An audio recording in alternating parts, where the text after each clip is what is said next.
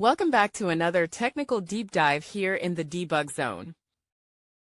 Today we're tackling a big question and breaking it down with insights from other users. Hopefully this clears up some misconceptions and helps you get the answer you need. So buckle up, stay a little curious, and let's jump right in.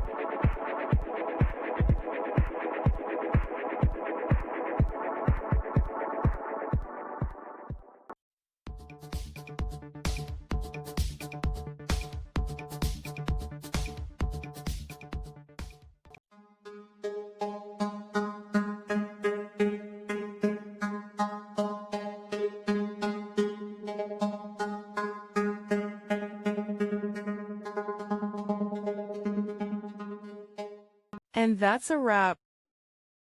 I hope you found the answer you were looking for. If you did, take a second to hit that subscribe button. It really helps out.